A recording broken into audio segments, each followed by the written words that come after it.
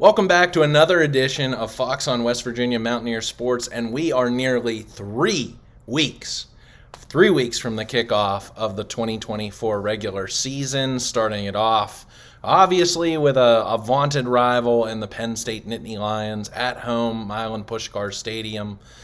So it's very exciting times. If you're a Mountaineer fan like me, you're just itching to get over talking season and let's finally see some football. Now, many different Mountaineer pundits, media, however, have been doing, I feel like, prediction shows for the last several months. Seems like as soon as the spring game ended, people were already out there making predictions on paper. How do they see this team finishing? You see this from the national media. Some guys I even like Josh Pate on Late Kick, or Greg McElroy doing his show on ESPN, or Barrett Salih doing his shows. Like, everybody has their kind of prediction shows. They're already talking about how teams are going to finish, who's going to make the conference championship games, who's going to make the college football playoff, who's going to win the national title. I kind of think predictions are meaningless, to put it nicely. I really don't care for them because there's not necessarily skin in the game. I feel like, Kirk Herbstreit is the perfect example. I mean, what did he predict the Mountaineers to finish last year with Pat McAfee and Pac-Man Jones? And did he ever pay up for that bet? I thought there was supposed to be a show that happened at the Met over this spring or summer that was going to be donated to a charity or something like that. But, maybe just people forgot about that. So that's what I necessarily mean when it comes to these on-paper predictions. And, there's really, I feel like, three things that are so independent of these predictions that can affect everything. First and foremost, and we talk about this all the time on the show, injuries. So how people are, feeling at different position groups, and how one major injury to one star player can affect the entire week that's upcoming, or for the entire season. Also, the weather. If you were like me at the Texas Tech game this past season, the week after the Backyard Brawl, that game, in my opinion, plays out completely different if the outer bands of a hurricane were not swirling over Milan Puskar Stadium that day. With the way that the weather played out, perfectly playing into the hands of West Virginia's defense for the day, and kind of shielding Nico Marchiol from having to play superhuman or keep up with a Baron Morton-led high-powered Texas Tech offense.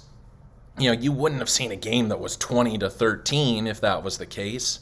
So, injuries, weather, and then really just what's going on with the opponent, especially the week prior. I mean, we got to remember that these are 18 to 23-year-old kids, and where they are at mentally, what's happening around the program outside of the 3.5 hours that they play on Saturdays, like, not being behind the curtain inside the locker room among the team. Like, it's very hard to predict, I feel like, sometimes week to week over what is really a grueling, grinding season if you're not one of the top 5 teams in the country. And even then, it's just stuff happens. So, and then just ultimately, I guess as a fourth thing, we just don't know preseason, and again, on paper, until we see them live in action. Like, come Penn State this first week, I mean, I'm going to be able to, I feel like, tell a lot. And I mean, the story changes. It's a dynamic season. If you tuned into my last videos, I said, like, the first 6 games of the 2023 season and the second half of the 2023 season were almost like the tale of two stories. So I'm really skeptical, but here's the thing. Everybody does this. Everybody makes a prediction show, goes through game by game. Some other guys I like out there who also cover West Virginia do the same kind of thing, so I'm going to have to weigh in.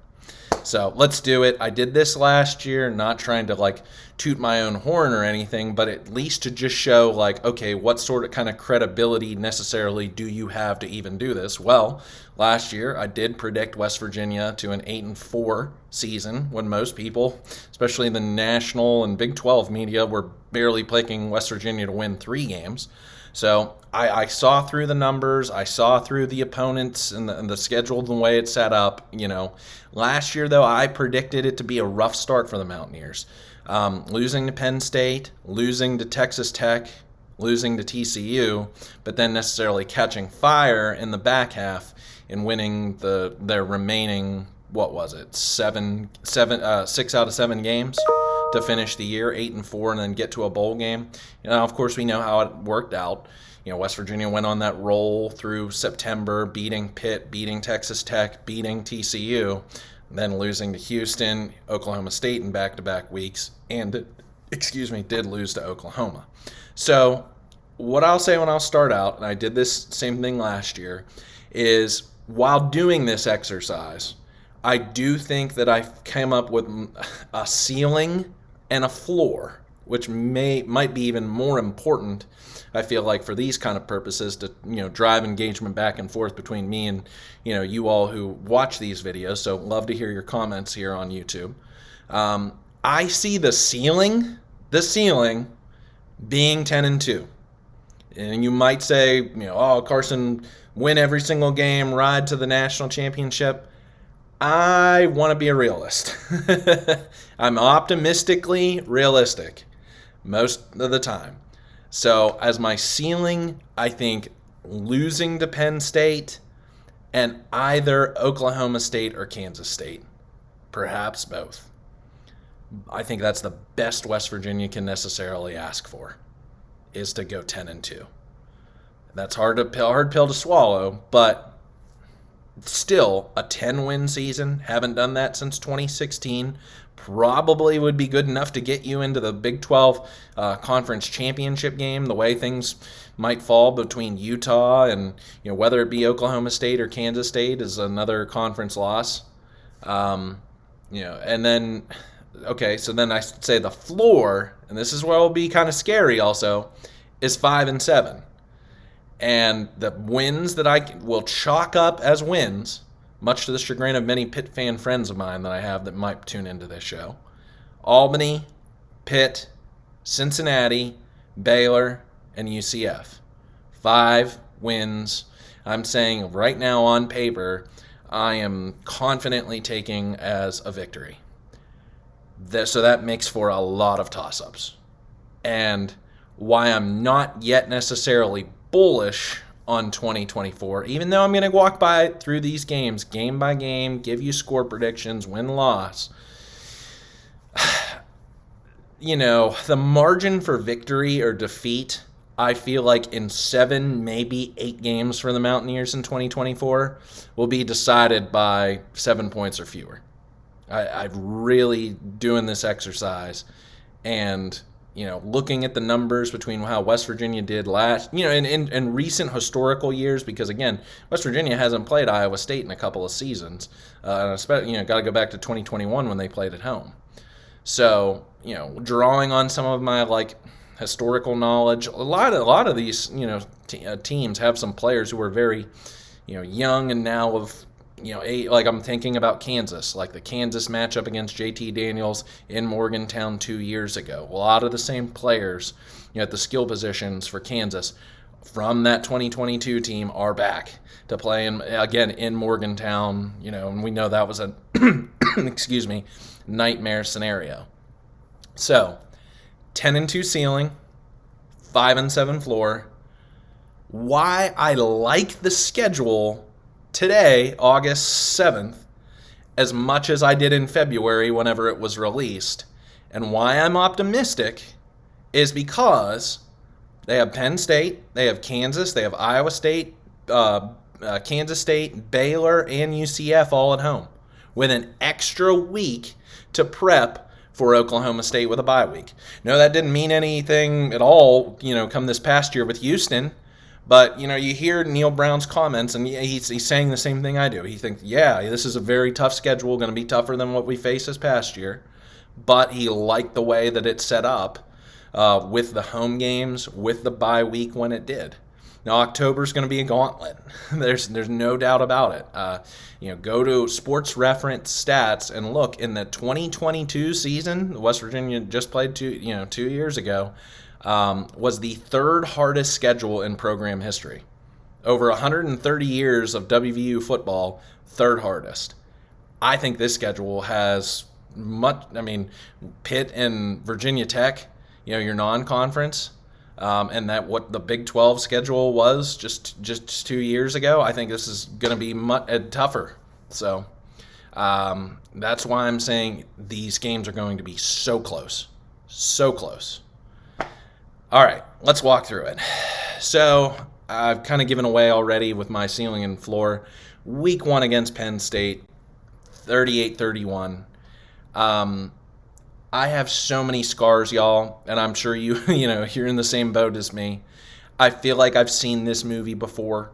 Again, I'm an optimistic realist. There is so much talent on Penn State's roster. I tweeted this out several months ago. It was like 45 players on Penn State's roster, not counting now the expulsions of Kavion Keys and Jameel Lyons. But prior to that, in the spring, Penn State had guys, 44 or 45 guys, who were out of high school, a 4-star or 5-star recruit, to West Virginia's 6. So the talent discrepancy is going to be obvious, and I'll break down more about Penn State and their team, like come the week leading up to games, just how I did it this past year. Sunday I'll do a recap video of the game that's played out on Saturday, maybe like a ancillary, miscellaneous type of video during the week, and then of course do a preview show Thursday, Friday. For all of you fans to tune in each and every week, and I love doing that. So we'll actually have games to talk about. But Penn State, there's a lot of talent. I know Drew Hour's got a lot of flack from the national and conference medias over this offseason, how he's going to adjust to a Kotelnicki offense coming over from Kansas.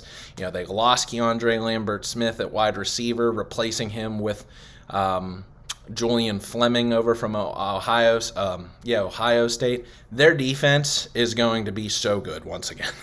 I mean, they are just loaded across the board in the secondary with the pass rush.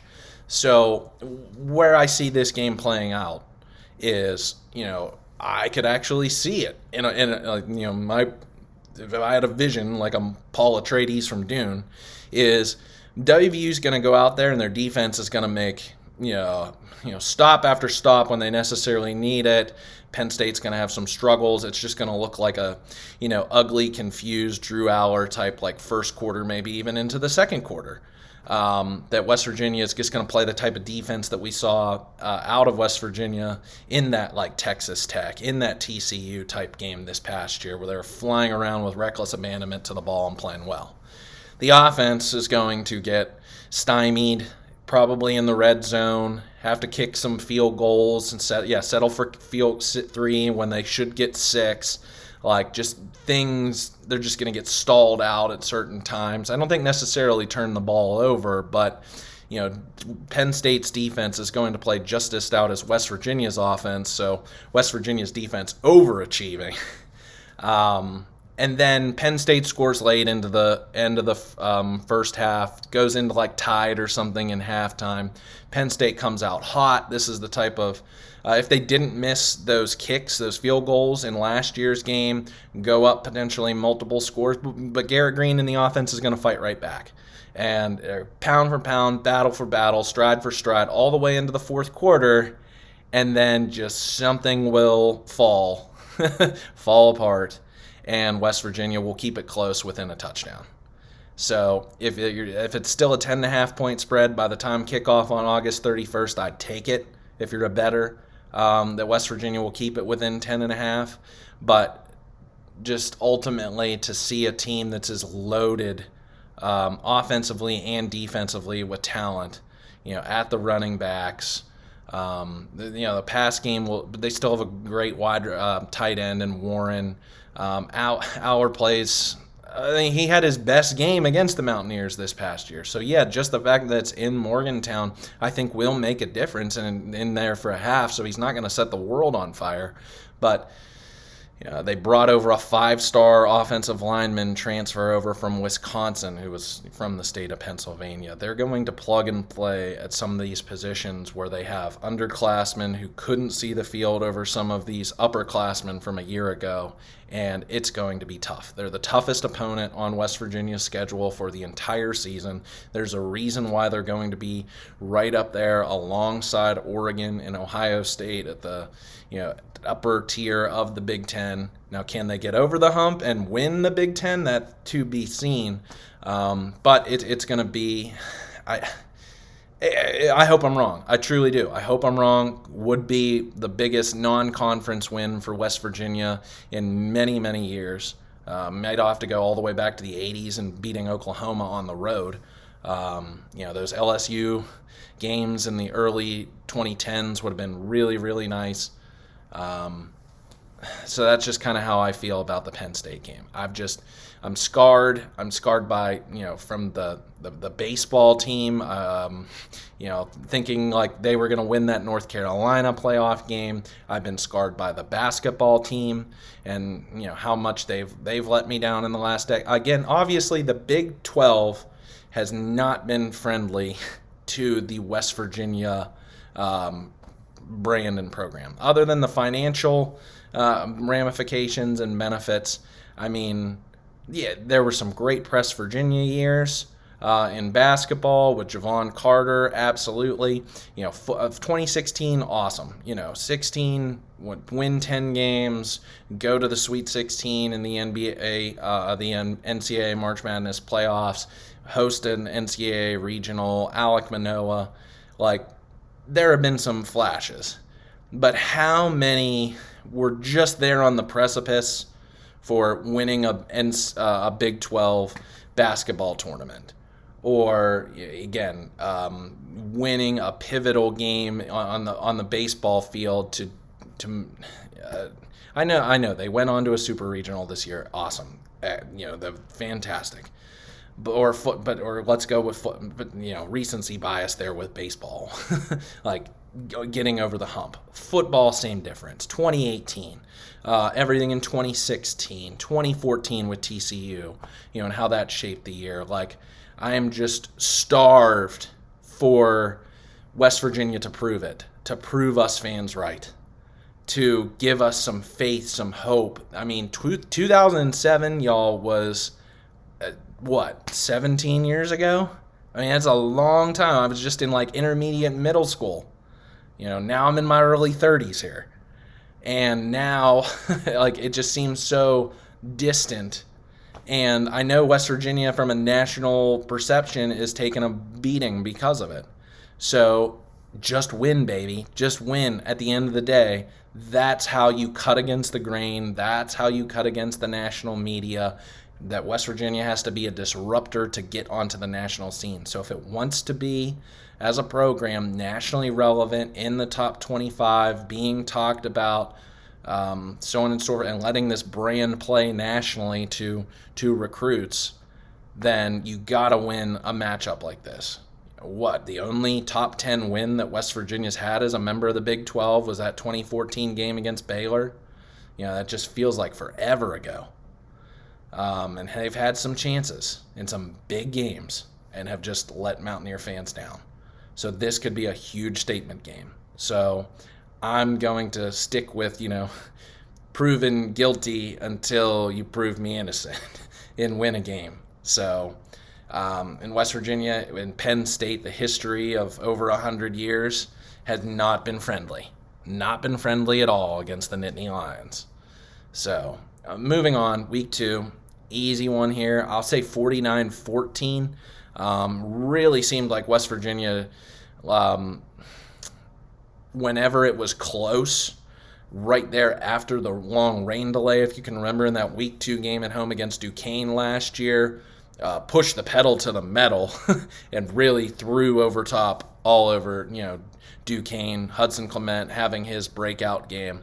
So with Albany being the national semifinalist of the FCS level, I feel like there might be some of that, but it will never be close enough on the scoreboard for West Virginia to not want to, be balanced, run, pass, get multiple players involved. I think this is finally an opportunity. There's been very few occasions.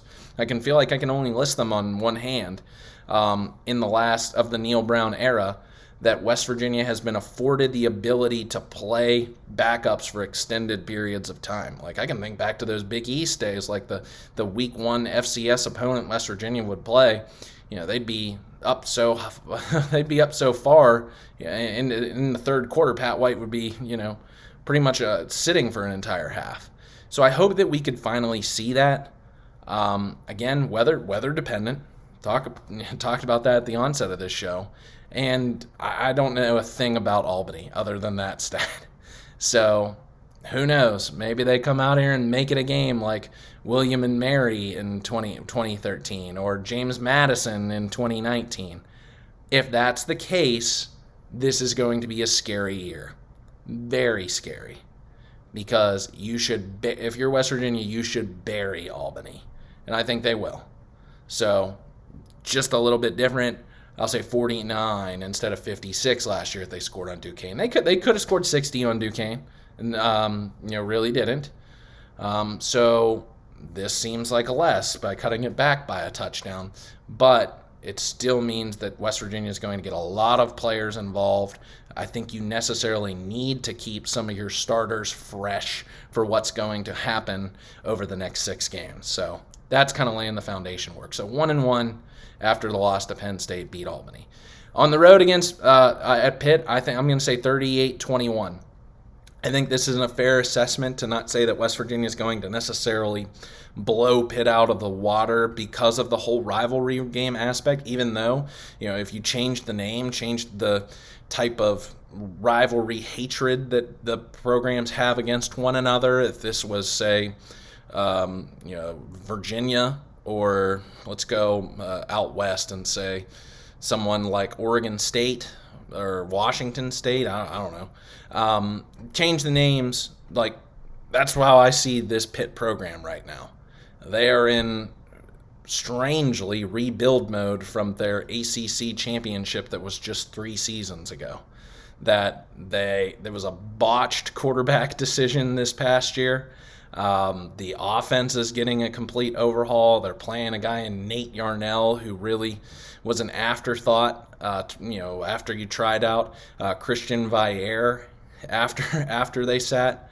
He was so bad the name escapes me. The quarterback that Pitt played that was absolutely pathetic. 3-9 program, do have some pieces defensively, even though they lost Dayon Hayes, who I think was their leading sack man, tackles for loss, transferred to Colorado in the offseason. Donovan McMillan, a very talented safety. I think Donovan McMillan would play if he was at West Virginia, team leader in tackles, he can do it all for you, so don't let him necessarily wreck the game. And I think West Virginia kind of owes Pitt for the way that game played out in Morgantown last year. That was a rock fight. That was ugly. Once Garrett Green got injured, kind of went into a shell of itself. Make no mistakes, you could force West Virginia Pitt to throw interceptions, came away with 3 of them. Worked clock. C.J. Donaldson had over 100 yards, needed 2 touchdowns, got 2 touchdowns and won the game. So this is a prove-it game, and I don't necessarily think that Pitt will necessarily keep it close into the second half, that you feel uncomfortable, but they will score. I think overall, maybe a couple of breakaway plays here and there, have the home crowd. It'll be a sellout. It'll be crazy there at Acrisure Stadium. It'll be a fun one again, but ultimately just big playability by Garrett Green in this run game, and the defense will give totally enough to be able to hold that offense that's still a work in progress, I feel like, even 3 games into this season, in check. And they'll have a tough one the week prior against Cincinnati on the road. So if they can't beat Cincinnati like they couldn't in week 2 a year ago, I feel even better about this prediction because West Virginia proved it last year. playing a backup quarterback for the pretty much 4 quarters. This is the craziest game, I feel like, of the entire schedule. Week 4 at home against Kansas might be the blackout game that West Virginia breaks out its Coal Rush unis. That'd be my pick against Kansas. I will say, and this and Arizona were my 2 toughest games to pick.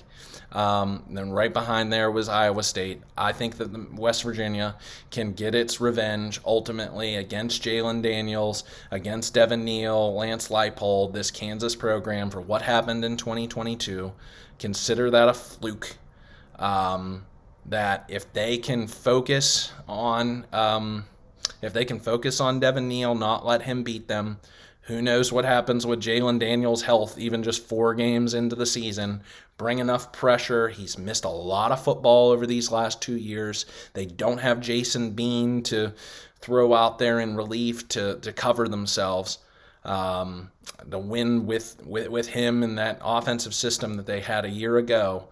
Can Jalen Daniels and that talented receiving core beat them? Now, I don't think this is going to be easy. I think this could come down to, again, a final last-second field goal, something like that. Something's going to have to break West Virginia's way that didn't in 2022, and they cannot let Jalen Daniels just run all over them.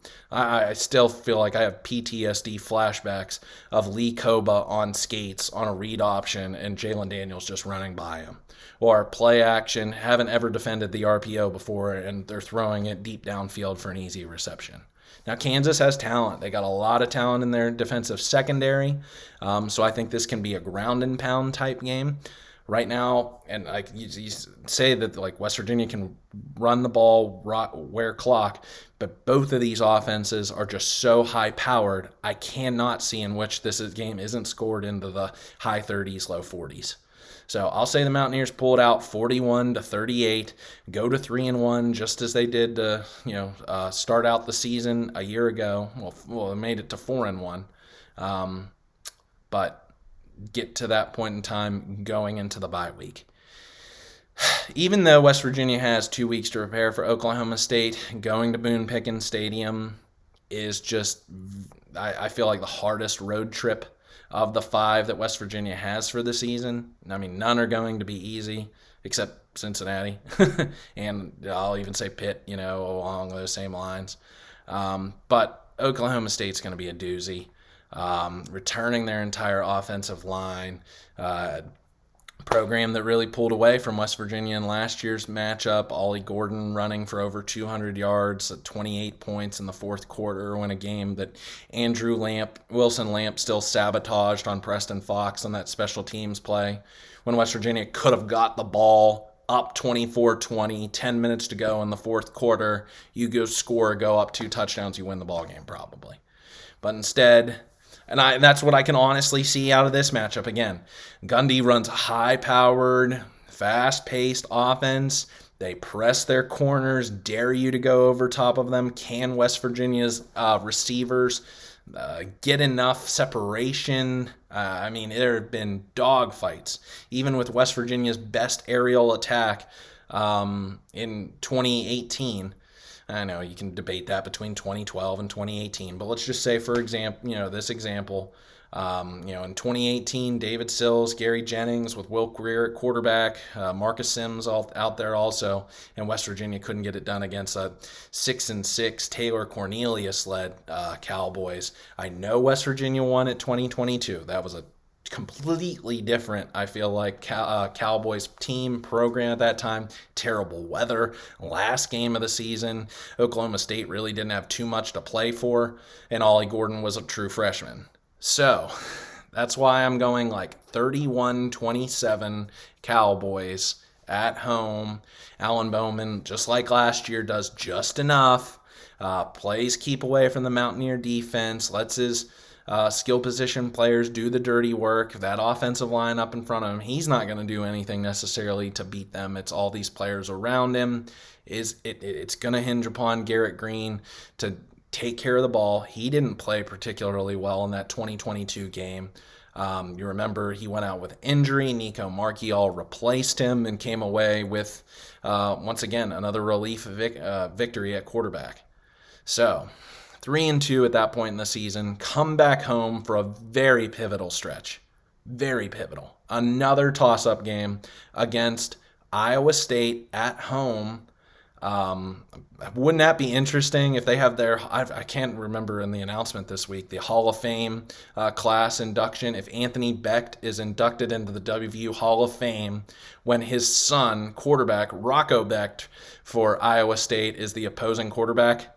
Awkward. I feel like there is some awkwardness, still to this day between the football program, athletic department, and Anthony Becht. One of the guys at the end of the 2022 season, I feel like would be on a short list if Neil Brown was canned into the 2023 season, given the way how well he coached for the St. Louis Battlehawks of the USFL, XFL just a couple of seasons ago. But revisionist history, I think there's some awkwardness there still. The more I learn about Iowa State, the more I like them. But I'm still skeptical because was it just they overperformed when Hunter Deckers and their starting running back, whose names always escapes me, was suspended, kicked off the team right before the start of the season last year, and they played to a 7-6 record. Yes, they beat Kansas State in a Farmageddon snow globe game. They got trounced by Memphis in the Liberty Bowl. That's Seth Hennigan, and that Memphis offense was just booming the ball all over the Cyclones. I like a few key pieces along their defense. I think it's going to be Becht in their offense. Abu Sama doesn't really, hit the Richter scale for me against some of these other running backs in the Big 12. Devin Neal, Ollie Gordon, DJ Giddens, and Dylan Edwards at Kansas State, even Corey Kiner at Cincinnati, let alone Jaheim White and CJ Donaldson for the Mountaineers. I think it's going to be an aerial attack. Jaden Higgins, Jalen Noel. I hope I got those names. It's always it's a J something. Noel and Higgins. So some good wide receivers that they have. One of the, just like Owens and Presley for Oklahoma State, one of the more talented duos at West Virginia will face for the season. I think Beck will play fearless. He will play hungry, wanting to come to Morgantown for a program that passed on him in recruiting for Nico Marchiol, and I'm still fine with that decision. Really, truly, I am. But he's going to have a chip on his shoulder, want to win that game. It was a wild one, absolute wild one in 2021. You can remember that game with the Bryce Ford Whedon catch that even replay can't show you whether he touched the ground or not, still floating somewhere. And that finale, Brock Purdy trying to win the game at the very end, and they just couldn't. So I think this game will play out in the very same way. Big plays for both sides. Some wacky stuff is going to happen, but ultimately scored in the 30s. I'll go West Virginia 37-30. One of those pivotal toss-up games like Kansas, like Oklahoma State. Another one here, getting the victory, moving to 4-2. Next week, I am very scared of Kansas State. They always play West Virginia tough. Even when you don't think, how does a program in the middle of nowhere, Manhattan, Kansas, get players? This Avery Johnson's a stud, y'all, at quarterback. I think he's an upgrade over Will Howard. I think Ohio State really settled by taking Will Howard. I don't even know if he's going to last the year by the end of it. Avery Johnson's fast. He's got a gun. If he can learn this offense and some playmakers out wide can make room for him, they have the running game in Higgins Giddens and Edwards at running back. Can they throw the ball downfield? And then secondly, is there a more disciplined, lane gap responsible, sure tackling, sure covering, and good team on special teams than Kansas State in this conference? I mean, when West Virginia really truly turned to Garrett Green at the end of the 2022 season after West Virginia beat Oklahoma, going into that next start against the Wildcats, They took it to West Virginia. I mean, I think that was like the first time that an opposing offense had ever scored 35 points or more in the first half against West Virginia. I mean, that was ugly. They were scoring at will. I think Green had an early interception, maybe two, and it just got out of hand and ugly and never really competitive even into the fourth quarter. Now, Kansas State has a lot that it's lost over these last two cycles, but the way they finished last year with Johnson taking over in the bowl game, that Pop-Tarts bowl game against a tough NC State team that I think is just as good coming into this year, like Kansas State is what I think Neil Brown initially aspired West Virginia to be whenever he got here. I think it's finally changed, starting with this year, started out last year and is now manifesting into 2024. Yeah, the West Virginia is an offensive program. He's an offensive play caller. He saw West Virginia as this potential to be a defensive team in this league that was really missing that kind of presence, and it's not necessarily been that way. From talent acquisition and recruiting and what he's hoped that West Virginia could be, I think he's quickly learning. He learned the hard way in 2022 with that backyard brawl game call against Pitt and 4th and inches, and it really costing the game, that you have to be an offensive team. So fighting strong defense, discipline, gap tackling. I really like this Kansas State team, and ultimately I'll say it'll be like a 2014 TCU West Virginia type of game that goes down to the very end and Kansas State kicks a game-winning field goal to win 31-30. So that close, 4-3 at that point in the season. One more game out of this vaunted October stretch on the road at the Arizona Wildcats. Now, another toss-up game. We're talking about 5 in a row, plus a rivalry game at Pitt. I think West Virginia can beat Arizona. I think I looked at the last 10 years of history, and Arizona is a very volatile program. A program who has not made a lot of bowl games, honestly, in the last decade. I think in the last decade they've had 2 10-win seasons, and then a lot of just not even making a bowl game. Even 1-11 season. I think it was the first year Jed Fish got there, or the last year prior. That I think Noah Fafita, Teteroa McMillan, lightning in a bottle, similarly to Pat White, Steve Slayton, they're awesome. They are a great quarterback wide receiver combo. They feed off each other. They've been playing together since they were in, I think, middle school and going to college, sticking together through this. They have a first rounder or second rounder at left tackle on the offensive line, and Takario Davis might be the best corner in the league. Might be a first-round draft pick as well. So they have some stars still off that 10-win team. How are they going to adjust to life in the Big 12? They didn't have a great running game. So not one of these like a Kansas State, Oklahoma State, who I feel like can be versatile, back and forth, offense to defense, balanced that way.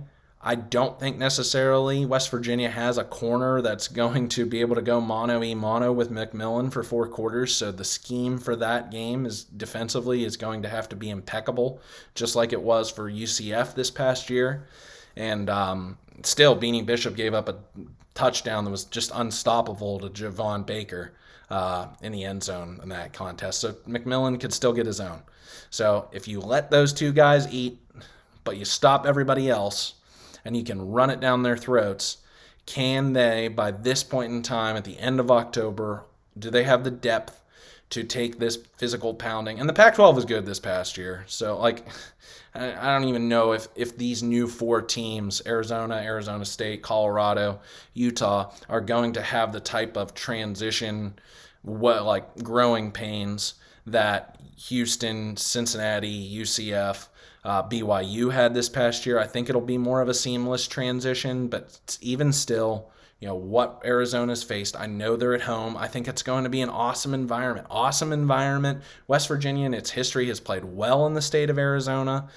Think back to the Cactus Bowl win. Think back to the Fiesta Bowl win. Have never played the Wildcats. I think this can be a fun one in the desert. Wish I was going to this. So I think West Virginia can pull it out. It's going to be like one of those like UCF type of performances, and they're going to pull it out 38-35. Could be a last-second field goal, something or other, or maybe they're up and get a stop. Maybe it's like 38-36 and it's a 2-point conversion that they defend well. I don't know. It's going to be a classic out there in the desert and a late-night kick. I'll say Mountaineers 5-3 at this point. This is where West Virginia goes on a roll. They've been through the battles. If they split that month of October 2-2, I feel like that's a win.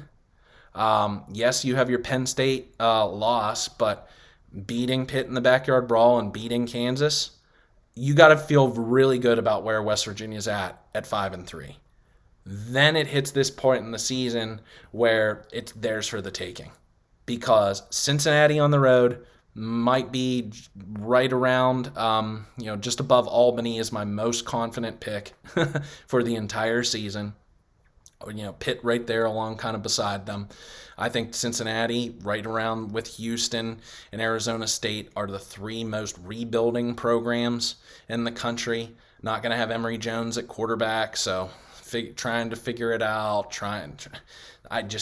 They're not recruiting to the level of even a West Virginia is recruiting, which could be better.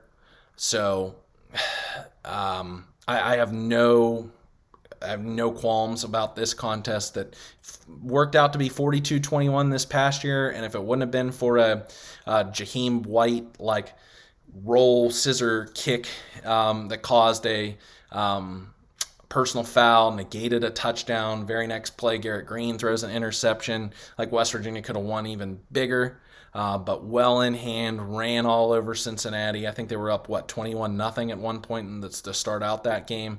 So West Virginia rolls there in old Nippert, nasty stadium, beats their old Big East rival, 42-21, same score, 6-3 on the season. Baylor's never beat West Virginia in Morgantown. I know they've had some fun ones, and I've argued this in like an article I wrote a long time ago, that I feel like if there's any program out there in the Big 12 that West Virginia has a rivalry with, it'd be the Bears. They've had some classics, last year included, with that Jaheim White game winner at the very end.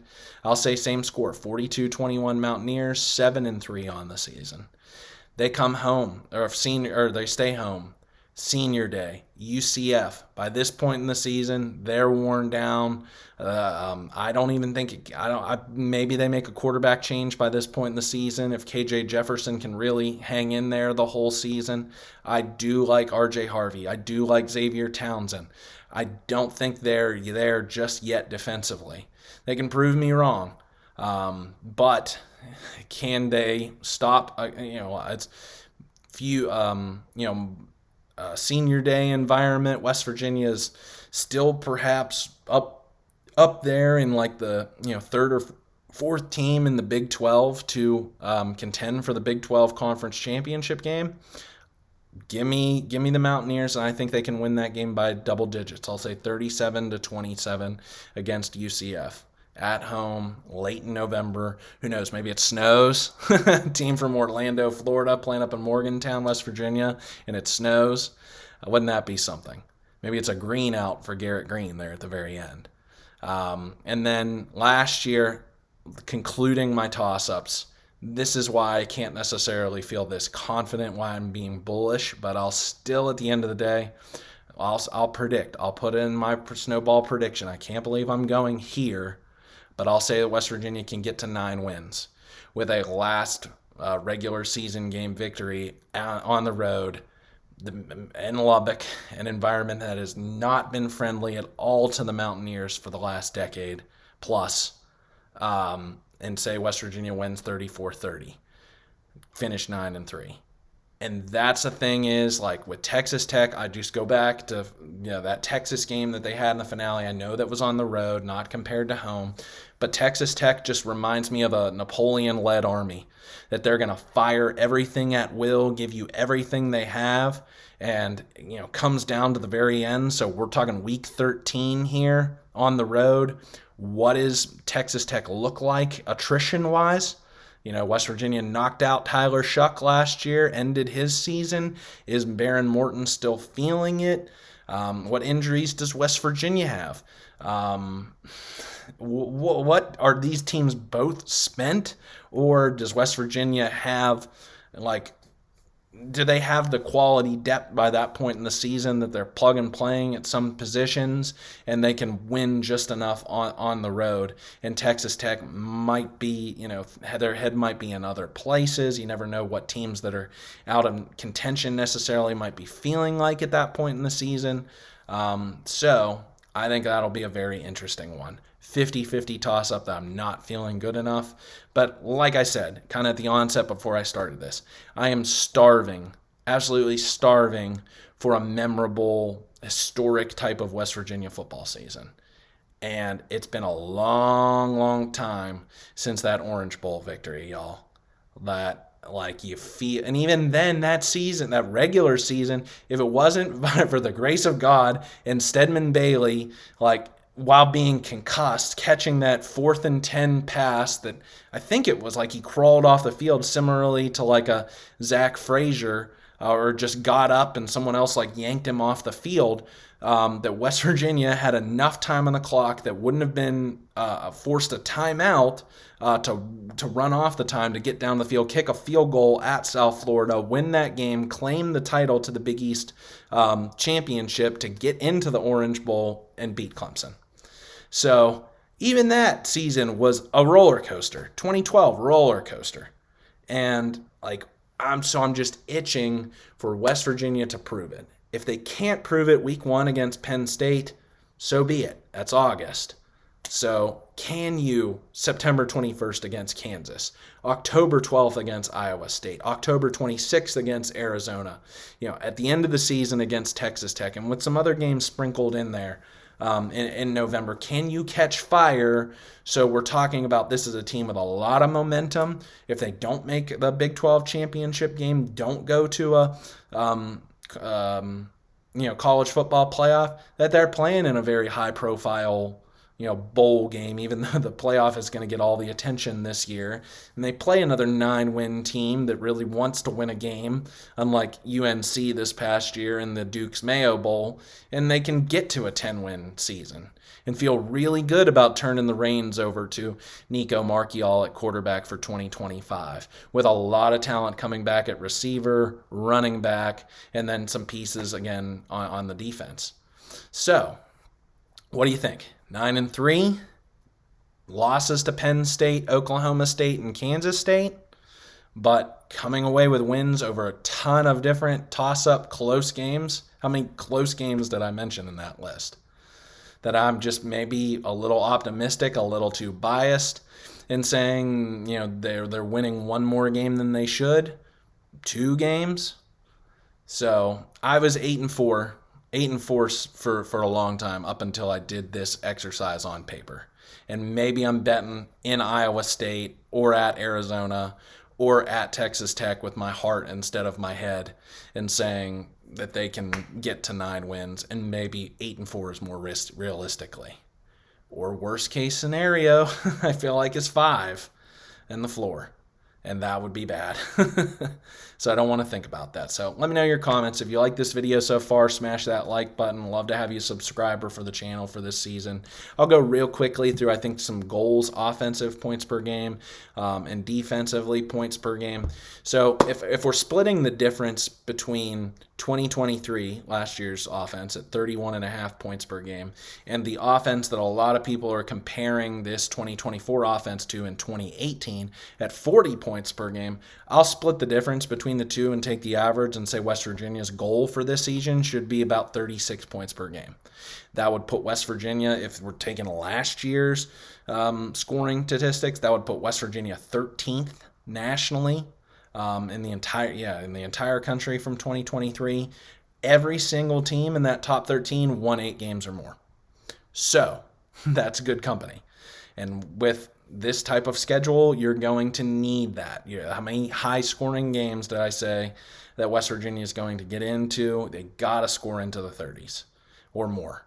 So my predictions, going through my numbers, 20, I have them at 37 points per game by my math, which would be outproducing what I would consider a goal. So give or take, I'm probably a little too high on some of those scoring outputs for both sides. You never again know about the weather, injuries, so on and so forth. You just have a crazy, turnovers game. But I just don't think we're going to see as many, again, the games scored like the Pitt Backyard Brawl game last year, or even those low-scoring TCU Texas Tech games where it was defense first and offense sporadically. It's going to have to be all offense every game and hope that the defense can hang with you, just like in 2018.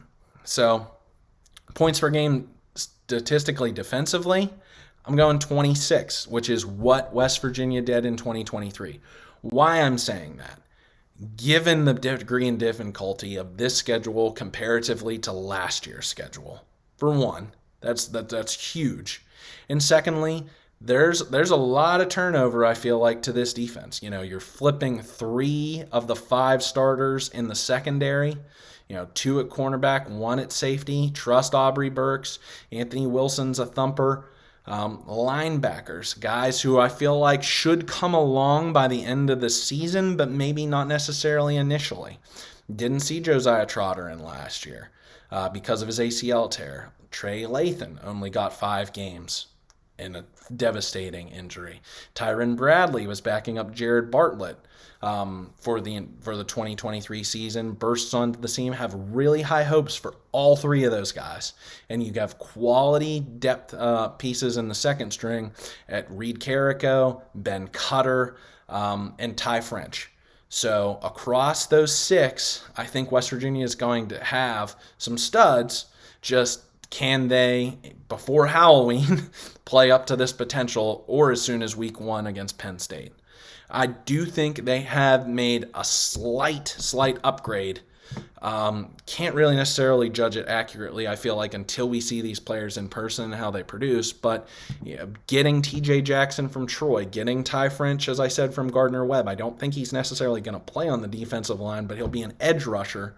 So I think, and then, of course, West Virginia banking on the notion that with a healthy Sean Martin, to bounce back potentially to 2022 form or better. Eddie Vesterinen took a huge step from 2022 to 2023, and I gave you the advanced stats on Fatorma Mulba at the end of last season and what he was able to produce, tackles for loss, so on and so forth, that they were comfortable with letting Mike Lockhart walk to SMU. So I think if this defense can be as good as it was last year from a points per game standpoint, and again, they're going against much tougher offenses this year at 26 points per game, then I'm okay with it. And I told you a lot of games that I feel like are going to be scored into the 30s.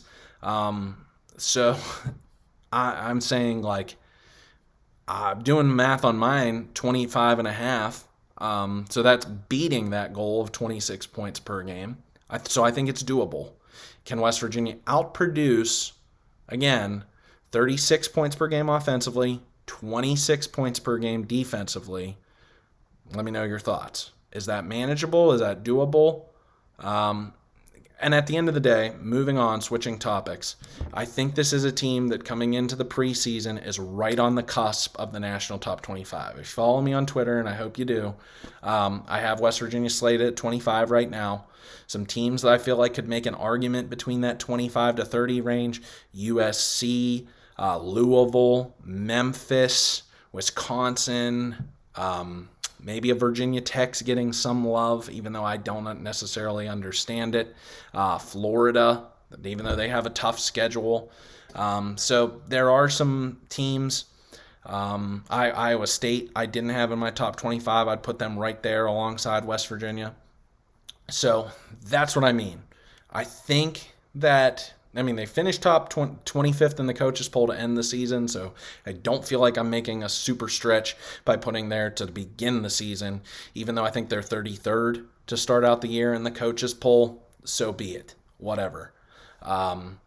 Did they make significant strides in high school recruiting, in transfer portal recruiting this offseason that like the same kind of splashes that say an Oregon or a Texas or Ohio State kind of made? Absolutely not. I don't think West Virginia will ever necessarily be there for many reasons. But I think like they retained a lot of players that they needed to. And they've added it at some key positions, key areas, getting some guys back healthy who they didn't have, especially on the defensive side of the ball in 2023. And then offensively, you go back to my video from a couple of weeks ago that I talked about this offense, how they can diversify, be a little bit more balanced, throw the ball more, especially, play with more up-tempo. And they can score and not hold on to the ball necessarily and try and play keep away as much as they did in 2023 to score 36 points per game or more consistently. So that's my thoughts, giving a lot to you. Where do you see West Virginia preseason heading into the national top 25? I'll have them 25th. That's so great to see that to start out the season. Giving you my predictions from a game by game breakdown. I'll reference those predictions when I come back to and give my weekly previews for the week ahead. But again, it's just on paper. Really doesn't mean anything, and it's hugely dynamic because of how variable it is. Injuries, weather, what's going on with the team from week to week, so on and so forth. The psyche.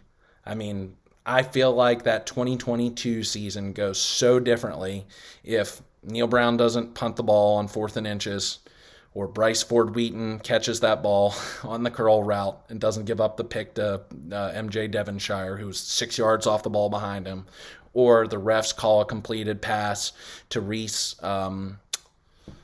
Smith on that 4th and long play down at the 1.5 yard line. And West Virginia could beat Pitt in that backyard brawl. Totally different. Or seasons can change. I just feel like, if you poison the well or if you get momentum, you get hot. I think that UCF game last year totally changed the whole complexion of the season for the Mountaineers last year. Got some confidence. Defense made some plays. Beanie Bishop, Lee Koba, so on and so forth. C.J. Donaldson ran the ball well. Garrett Green ran the ball, was tough. Some playmakers emerged, some young guys contributing. There's a lot of momentum, I feel like, still carrying over for that 2023 season into 2024. We're going to have to look at these in totality as two halves to one, the Old Testament of 2023, the New Testament of 2024. What does that New Testament story look like? I'm saying a 9-3 season, get to a pretty high profile bowl game, just miss out on the Big 12 championship game, either to a combination of Oklahoma State, Kansas State, and or Utah. But West Virginia has some big, memorable wins that are just classic to us Mountaineer fans. So love to get your thoughts. Love to have you a subscriber. Tell your friends, tell your family, tell your dog that I do this each and every week and have a lot of fun doing it. Thanks for tuning in, everybody. Hail West Virginia. Let's go.